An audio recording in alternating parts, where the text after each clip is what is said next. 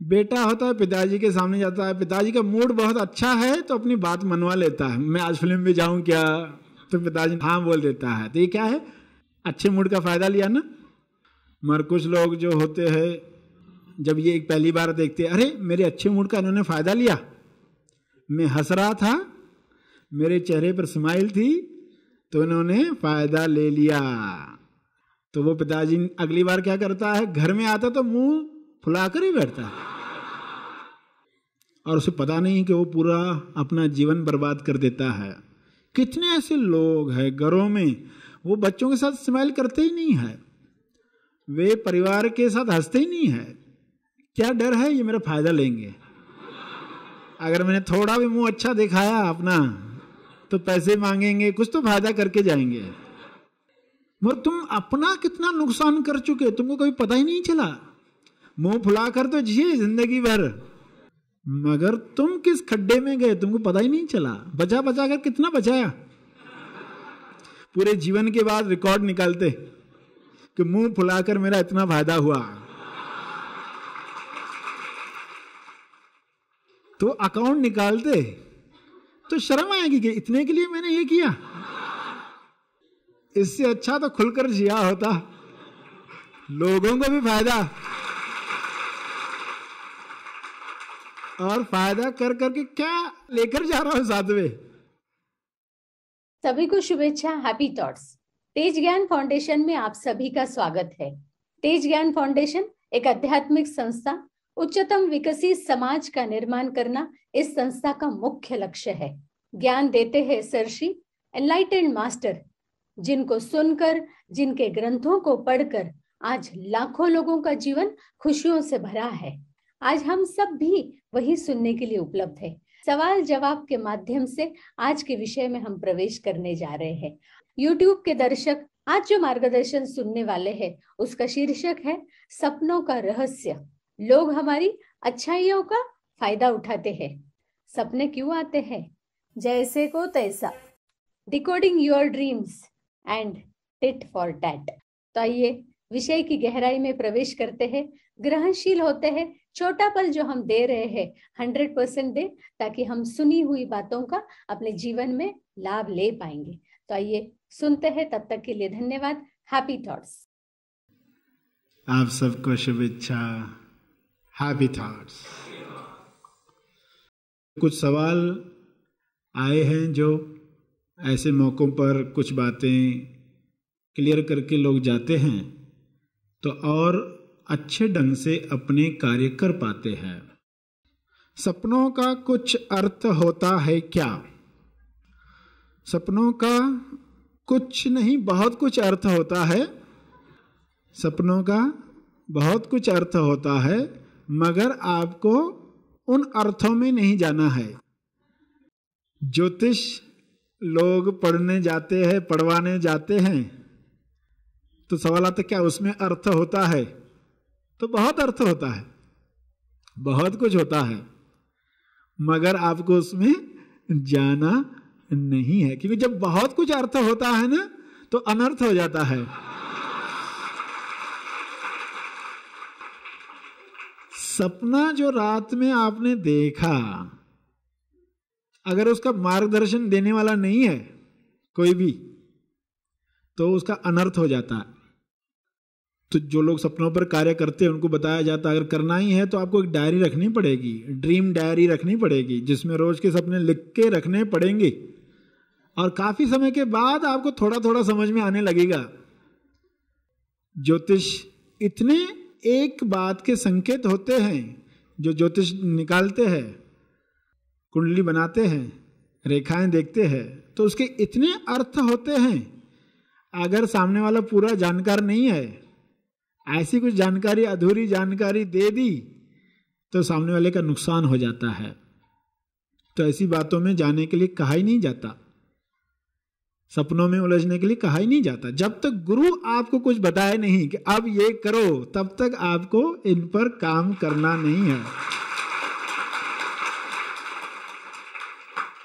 आज की तारीख में इतना ही समझो कि सपने जो आते हैं वे क्यों आते हैं? पास्ट की वजह से, प्रेजेंट की वजह से, फ्यूचर की वजह से।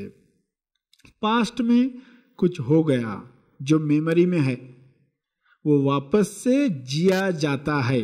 लोग बेहोशी में बहुत कुछ जी लेते, जब चल रही होती ना घटना तो माइंड कहीं और होता है, तो बेहोशी में जीते रहते। तो पूर्णता होनी चाहिए ना, मन तो पूर्णता चाहता है, पूर्णता हो गई तो खत्म, में मुक्त हो गया, रिलीफ हो गया, गंगा नहा लिया, क्लियर हो गया, क्योंकि पूर्णता हो गई। तो सपना देख लिया, पूर्णता हो गई।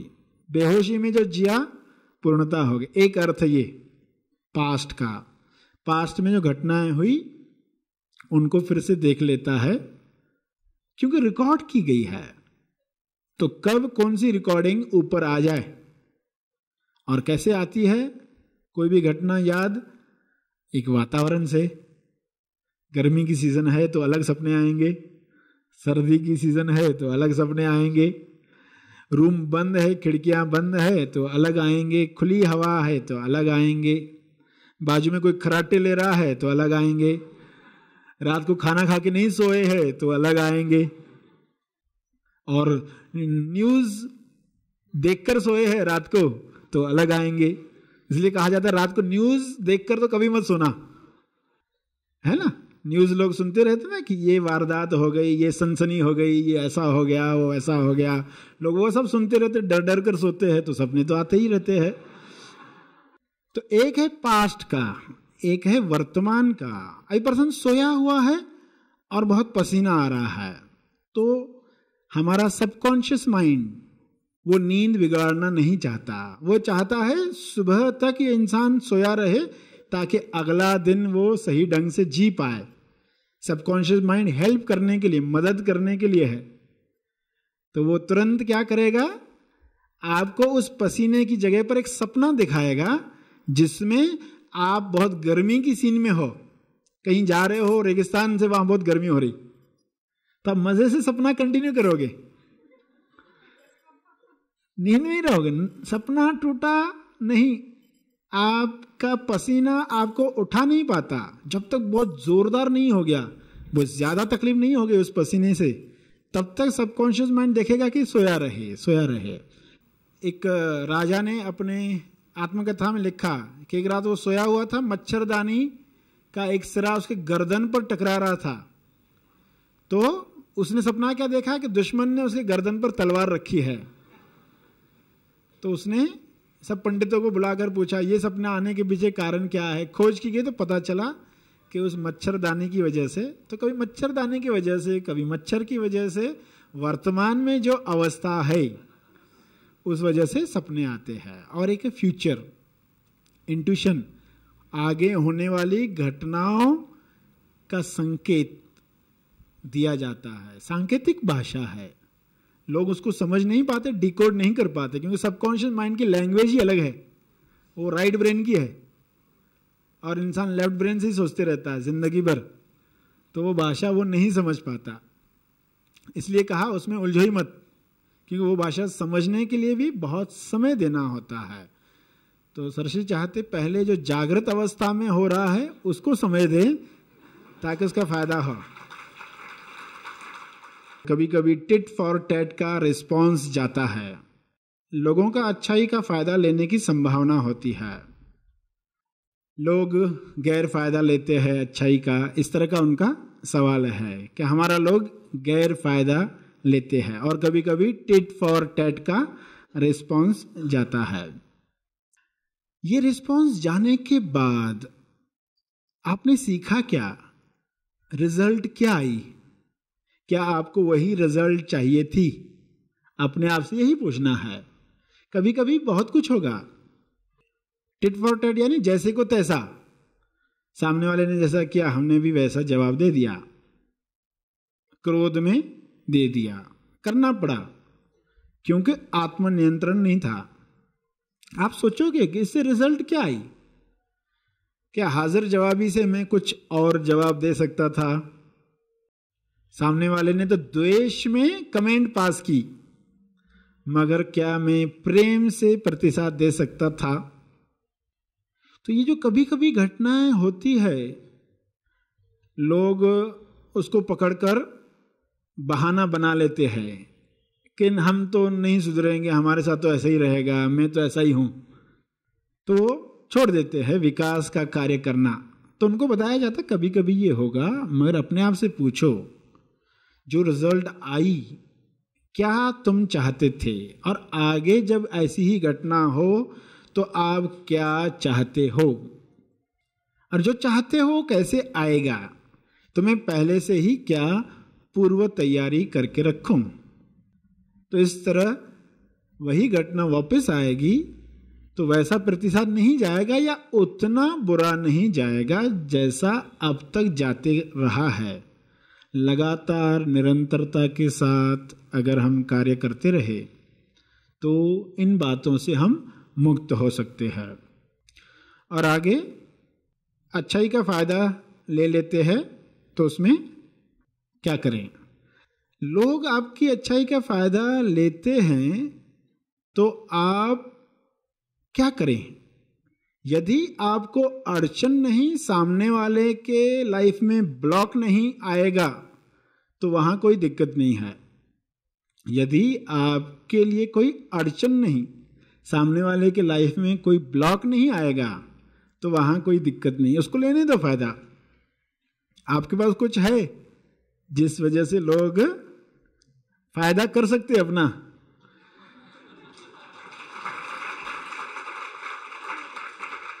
विश्व में ऐसे कितने लोग हैं जिनका कोई फायदा ही नहीं है, किसी को भी फायदा, उनके घर वालों को भी फायदा नहीं है, तो आपसे कोई फायदा ले सकता है। कितनी अच्छी बात है, आपसे कोई फायदा ले सकता है। तो यहां जो बात समझने वाली है कि उससे आपको अड़चन नहीं है और सामने वाले की लाइफ में ब्लॉक नहीं है तो कोई दिक्कत नहीं। बेटा होता है, पिताजी के सामने जाता है, पिताजी का मूड बहुत अच्छा है तो अपनी बात मनवा लेता है, मैं आज फिल्म में जाऊं क्या, तो पिताजी हाँ बोल देता है। तो ये क्या है, अच्छे मूड का फायदा लिया ना। मगर कुछ लोग जो होते हैं जब ये पहली बार देखते हैं, अरे मेरे अच्छे मूड का इन्होंने फायदा लिया, मैं हंस रहा था, मेरे चेहरे पर स्माइल थी तो इन्होंने फायदा ले लिया। तो वो पिताजी अगली बार क्या करता है, घर में आता तो मुंह फुलाकर ही बैठता है और उसे पता नहीं कि वो पूरा अपना जीवन बर्बाद कर देता है। कितने ऐसे लोग हैं घरों में, वो बच्चों के साथ स्माइल करते ही नहीं है, वे परिवार के साथ हंसते ही नहीं है। क्या डर है, ये मेरा फायदा लेंगे। अगर मैंने थोड़ा भी मुंह अच्छा दिखाया अपना तो पैसे मांगेंगे, कुछ तो फायदा करके जाएंगे। मगर तुम अपना कितना नुकसान कर चुके, तुमको कभी पता ही नहीं चला। मुंह फुलाकर तो जिए जिंदगी भर, मगर तुम किस खड्डे में गए तुमको पता ही नहीं चला। बचा बचा कर कितना बचाया, पूरे जीवन के बाद रिकॉर्ड निकालते कि मुंह फुलाकर मेरा इतना फायदा हुआ।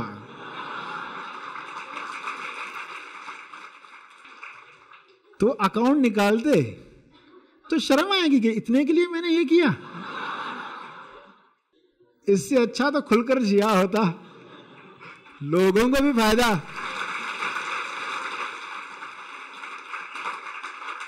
और फायदा कर करके क्या क्या लेकर जा रहा हूं साथ में, मरते वक्त लेकर क्या जा रहा हूं।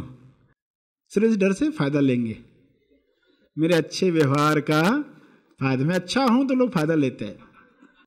तो ऐसा भी नहीं कहा कि कोई कैसे भी हमारा फायदा लेकर जाए। सावधान तो रहना है इस बात के लिए कि आपको कोई अड़चन नहीं, सामने वाले के लाइफ में ब्लॉक नहीं, यानी कोई आपसे फायदा लेकर गलत कार्य करने जा रहा है, आपसे पैसे लेकर जुआ खेलने जा रहा है।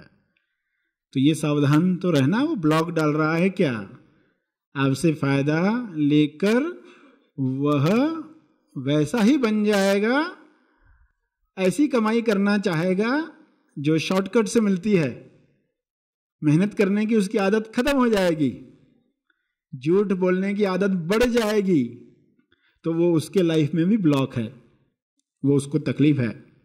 ऐसा फायदा लेने देना नहीं है। तो ये सावधानी जरूर रखनी है। लोग आपका फायदा उठाएं, अच्छी बात है, आपके पास ऐसा कुछ है जिस वजह से लोग फायदा ले सकते हैं। इसके लिए धन्यवाद देना ईश्वर को कि इतने लोगों को फायदा मुझसे हो रहा है। भगवान बुद्ध जब शरीर त्याग रहे थे तब कोई इंसान आया और उसको पता चला था कि वो MSY मर रहा है, तो अरे इतने साल तो बर्बाद कर दिए, अब जाकर 2 ज्ञान के शब्द लेकर आऊं। वो आकर खड़ा हो गया। लोगों ने कहा आप क्यों आए हो, जाओ। बुद्ध ने अंदर बात सुन ली, किसी को रोक रहे, तो उन्होंने कहा बुलाओ उसको अंदर, फायदा लेकर जाए। तो वहां कैसी समझ होगी कि फायदा लेना कोई चाहता है तो फायदा ले। हालांकि MSY मर रहा है, उस MSY में उस वक्त पीड़ाएं हैं कुछ, मगर वहां फायदा हो रहा है तो ले लिया जाए, क्योंकि फायदा हो सकता है, उस MSY से फायदा हो सकता है। आपके मनोशरीर यंत्र से फायदा क्या हो सकता है? क्या ऐसे गुण हमने अंदर लाए हैं? क्या ऐसा ज्ञान हमारे MSY में आया है? तो फिर उनको फायदा लेने दिया जाए। क्योंकि हमेशा ये सवाल लोगों को रहता ही है कि हमारा लोग फायदा न ले लें, एक डर रहता ही है। तो ये क्लियर हो जाता है, मगर आपको सावधान तो रहना है, पूर्व तैयारी तो करनी है, कॉमन सेंस का इस्तेमाल तो करना है। पूर्व तैयारी का अर्थ पहले से ही सोच लिया। ये पर्सन आता है जब भी तो इस तरह आकर कुछ कहता है, मेरा फायदा उठाना चाहता है, घुमा फिरा कर बोलता है, कुछ फायदा उठाना चाहता है, तो अगली बार आएगा तो मैं क्या कहूँगा उसकी लाइफ में भी ब्लॉक न जाए, मेरी लाइफ में भी ब्लॉक न जाए कि मैं निमित्त बना किसी का जीवन बर्बाद करने के लिए, ब्लॉक्स डलवाने के लिए। तो ये भी नहीं होना चाहिए। तो उस सावधानी के लिए अगर बार बार वो पर्सन आता है, वही घटना रिपीट हो रही है रिपीटेडली, तो मुझे अब सावधान रहना चाहिए, कॉमन सेंस का इस्तेमाल करना चाहिए। एग्जाम्पल समझो, कोई आपसे छुट्टा मांगता है, आपने कहा नहीं है, आदतवश निकल गया शब्द नहीं है। तो ऐसे कई बार होता है, तो आप सोचते हैं मैं अननेसेसरी झूठ क्यों बोल रहा हूँ, मेरे पास छुट्टे थे मगर मैंने नहीं दिए। फिर आप थोड़ा पूर्व तैयारी करते हो, अगली बार जब वो इंसान आएगा या कोई भी आएगा तो हम कहेंगे छुट्टे हैं पर मुझे भी चाहिए, छुट्टे हैं मगर मुझे भी चाहिए। तो आपने सच भी कहा और आपको देना भी नहीं पड़ा, उस वजह से वह ब्लॉक नहीं गया। तो यह है पूर्व तैयारी। आपको सावधान रहना है, जो घटनाएं बार बार हो रही, जो लोग बार बार आपके सामने घुमा फिरा कर बातें करते हैं, तो उनके लिए हमें पूर्व तैयारी भी कर लेनी है। अगला सवाल, क्या व्रत उपवास रखने चाहिए? अगर हाँ तो कितने? पहला जो सवाल का हिस्सा है, क्या व्रत उपवास रखने चाहिए? यस, रखने भी चाहिए, उठाने भी चाहिए, रखे भी उठाएं भी। उपवास और व्रत रखते वक्त ये ध्यान में रखना है कि वीकेपी नियंत्रण में है या नहीं। वीकेपी नियंत्रित है, वीआईपी नियंत्रित करने के लिए। वीकेपी नियंत्रित है कि नहीं, वीआईपी नियंत्रित करने के लिए। इसको समझे, वीकेपी नियंत्रित है कि नहीं, यानी वीकेपी में यहां अर्थ आया वात कफ पित्त, ये आपके नियंत्रित हैं कि नहीं। अगर वे कंट्रोल में है, संतुलित हैं, तो उपवास आप रख सकते हैं, आसानी से रख सकते, आराम से रख सकते हैं।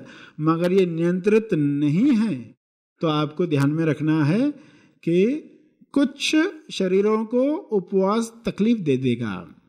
वात आपका कंट्रोल में नहीं है, पित्त आपका डिस्टर्ब है, डाइजेशन सिस्टम खराब हो गया है। डॉक्टर के कहे अनुसार उसी तरीके से उपवास करें। बाकी के ये त्योहार आया, कभी कभी एक हफ्ते में 2-3 आ गए, हम सिर्फ करते रहे, ब्लाइंडली बेहोशी में करते रहे, तो उससे तकलीफ हो जाती है। तो वहाँ वात कफ पित्त ध्यान में रखें। कफ प्रकृति के लोग हैं, वो आसानी से उपवास रख सकते हैं। एक टाइम खाना नहीं खाया तो उनको ज़्यादा याद भी नहीं आता कि मैंने खाना नहीं खाया। तो हर शरीर अलग तरह का है, उस हिसाब से हम देखें कि आपके शरीर को उपवास की आवश्यकता है या नहीं है।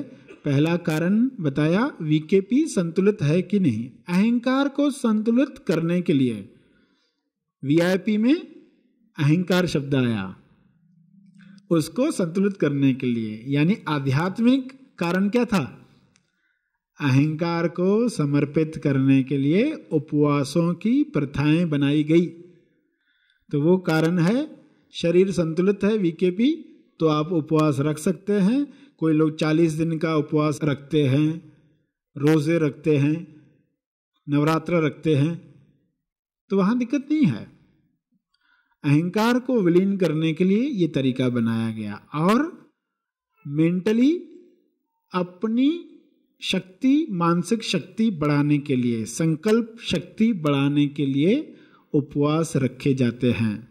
जब आप डिसाइड करते हो कि मैं एक समय खाना आज नहीं खाऊंगा, और जैसे ही वो समय आया तो सोचते कल कर देता हूं, आज जाने देते, आज खा लेते हैं, आज ऐसी ऐसी सब्जी बनी है जो बहुत पसंद है तो कल कर लेंगे, तो संकल्प शक्ति उल्टा कम हो गई। उससे अच्छा आपने नहीं रखा होता, उससे अच्छा उपवास नहीं रखा होता, डिसाइड नहीं किया होता। अगर डिसाइड किया तो खत्म करना है, भले वो छोटा कार्य क्यों ना हो, डिसाइड करो और पूरा करो। छोटे छोटे कार्य जब पूरे होंगे तो आप बड़े कार्य कर पाओगे। तो मानसिक विकास के लिए भी उपवासों का महत्व है, रख सकते हैं। अपने ऊपर कितना कंट्रोल है, जुबान पर कितना कंट्रोल है, कितना आत्मनियंत्रण है, इसके लिए भी उपवास रखा जा सकता है।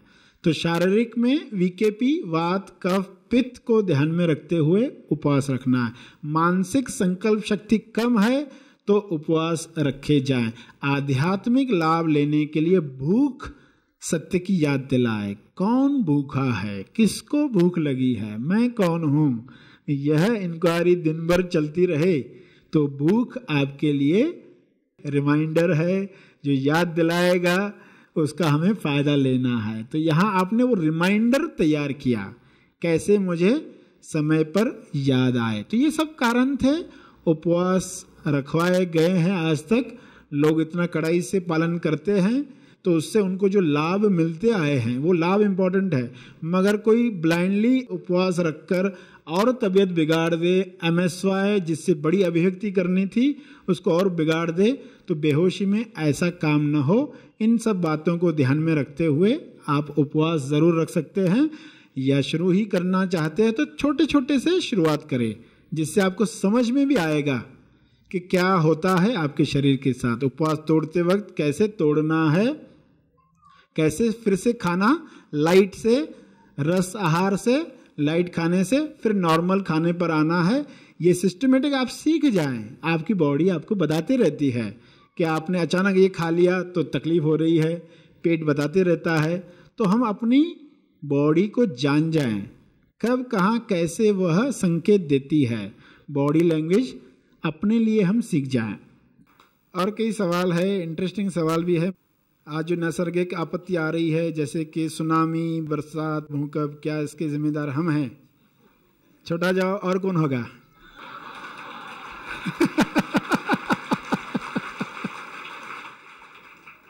मनन करने की हैबिट ही नहीं डलवाई, तो ये तो होना था। पूरे विश्व में जो चल रहा है कलेक्टिव कॉन्शियसनेस की वजह से, विश्व के सारे लोग क्या सोच रहे हैं, मैक्सिमम लोग क्या सोच रहे हैं, वही क्रिएट होगा पृथ्वी पर, वही क्रिएट होने वाला है। तो अच्छा है कुछ लोग अलग सोचते हैं।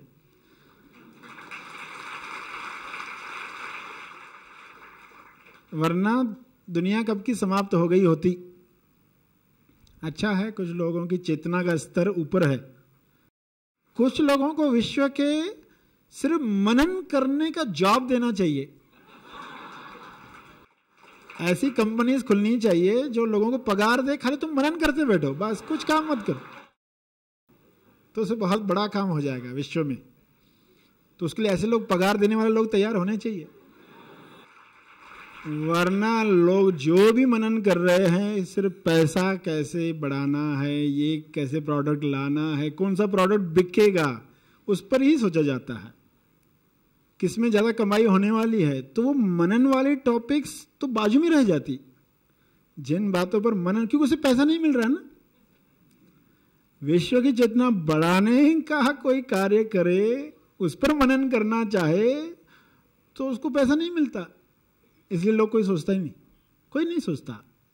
अगर ऐसे लोग हो जाए जो पगार देना शुरू करें तो कितने लोग तैयार हो जाएंगे, क्यों ऐसी चीज़ों को कोई मोटिवेट कर रहा है। क्यों कोई सोचेगा तो ऐसी कुछ चीज़ें बनेंगी जो सभी सुन पाएंगे, तब चेतना का स्तर जो ऊपर उठेगा तो कई सारी चीज़ें रोकी जा सकती हैं। प्रकृति अपने ढंग से बैलेंस करते रहेगी। लोग जिस तरह से अपनी विचारधारा बदलते रहेंगे वैसे प्रकृति बैलेंस करते रहेगी। ज़्यादा लोग नकारात्मक हो जाएंगे तो वो वैसे बैलेंस करेगी, ज़्यादा लोग सकारात्मक हो जाएंगे तो प्रकृति अलग ढंग से काम करेगी। प्रकृति को अच्छा काम करने का मौका देना है, चेतना का स्तर बढ़ाना है। नाम या पैसा, यही कुछ चीज़ें हैं जिस पर लोग उलझे हुए हैं। विश्व की चेतना बढ़ाने के लिए मनन करना, तो जैसे सवाल आते ये सब क्यों हो रहा है, बरसात क्यों हो गई, सुनामी लहरें क्यों आ गई, ये भूकंप क्यों आ गया, पर्सन सिर्फ ये जानना चाहता है, मेरी तो नहीं ना जवाबदारी, बस काफ़ी है, मैं जिम्मेदार नहीं ना, काफ़ी है, कोई और है। कुछ लोगों को तो एटलीस्ट आगे आना पड़ेगा, कुछ लोगों को तो पगार का नियोजन करना पड़ेगा, कुछ लोगों को तो ऐसी नौकरियां रखनी पड़ेगी अपनी अपनी कंपनीज में। क्या अब तुम इन टॉपिक्स पर सोचो, क्योंकि इसकी ज़रूरत है। विश्व में सब बदला जा सकता है, जो भी समस्याएं हैं सब बदली जा सकती है, मगर कुछ लोगों को यह कार्य करके दिखाना होगा, छोटे पैमाने पर क्रिएट करके दिखाना होगा, तब लोग सामने आएंगे। वरना लोगों को फुर्सत नहीं है नाम शोहरत पैसा कमाने के अलावा। जिन चीज़ों से ये मिल रहा है सिर्फ उस पर ही मनन करते रहेंगे। दिन रात एडवर्टाइजमेंट में क्या मनन चल रहा है, दिन रात फिल्में बन रही है, वो भी तो मनन कर रहे हैं ना डायरेक्टर्स, एक एक फिल्म पर कितना मनन होता है, मगर उसे क्या हो रहा है विश्व में। इतने नेता मनन कर रहे हैं मगर उसे क्या हो रहा है, इतने पुलिस मनन कर रहे हैं, इतनी वारदातें हो रही है, इतनी तहकीकात चल रही है, तो उसे क्या क्रिएट हो रहा है। तो सब लोग क्या मनन कर रहे हैं, तो हमें क्या मनन करना चाहिए। सेवा का मौका दिया इसके लिए आप सबका बहुत बहुत धन्यवाद। Heavy thoughts. मार्गदर्शन हमने सुना, इस मार्गदर्शन पर समय निकालकर हम मनन करें। कुछ सूचनाएं सुनेंगे और फिर प्रार्थना में जुड़ेंगे। सूचनाओं में जैसे सबसे महत्वपूर्ण सूचना, तेज ज्ञान फाउंडेशन का मुख्य रिट्रीट होता है महा आसमानी परम ज्ञान शिविर। ये फ्लैगशिप प्रोग्राम है। इस शिविर को जिस भी उम्र में खोजी करता है वो कहता है कि काश कुछ साल पहले जब मुझे पहला मैसेज मिला तब मैंने ये रिट्रीट किया रहता। तो अब चलो, आपको भी मैसेज मिल रहा है। यूट्यूब के दर्शक जो भी सुन रहे हैं इस क्षण, यदि उन्होंने इस रिट्रीट को नहीं किया है आज ही रजिस्टर करें। यदि हम चाहते हैं कि हमारा जीवन सीधा सरल शक्तिशाली बने, कि हमारे जीवन का हर स्तर, शारीरिक स्तर, मानसिक स्तर, सामाजिक हो, आर्थिक हो और आध्यात्मिक, इन सभी स्तरों में यदि हम उन्नति चाहते हैं तो हमें करना चाहिए महा आसमानी परम ज्ञान शिविर। सवाल हमारा यह भी हो सकता है, मेरा जीवन जो चल रहा है इससे अच्छा बन सकता है क्या? मैं कौन हूँ? मैं पृथ्वी पर क्यों आया हूँ? मोक्ष क्या है? मैं जो जीवन जी रहा हूँ क्या यही जीवन मैंने जीना है या इसके अलावा कोई जीवन है? इन सारे सवालों का जवाब मिलता है महा आसमानी परम ज्ञान शिविर में। Self development to self realisation towards self stabilisation. वैसे ये निवासी शिविर है। मनन आश्रम पर लोग 5 दिन आते हैं, रहते हैं और इस रिट्रीट का आनंद लेते हैं। मगर जो कि अब लॉकडाउन का समय चल रहा है तो इसका ऑनलाइन हमने आयोजन किया है। 5 दिवसीय रिट्रीट होता है जिसका 4 और 5 सितंबर पहला पड़ाव है। दोपहर को 1 बजे से लेकर शाम को 5:30 बजे तक। तो आइए इस रिट्रीट का लाभ लेंगे। तो आइए अब हम प्रार्थना में जुड़ते हैं। तब तक के लिए धन्यवाद। Happy talk. सरश्री द्वारा दिया गया यह संदेश तेज ज्ञान का केवल परिचय मात्र है, तेज ज्ञान नहीं। तेज ज्ञान सरश्री महा आसमानी परम ज्ञान शिविर में प्रदान करते हैं। इसका असली आनंद आप शिविर में भाग लेकर ले सकते हैं। यह शिविर आप ऑनलाइन भी कर सकते हैं। अधिक जानकारी के लिए संपर्क करें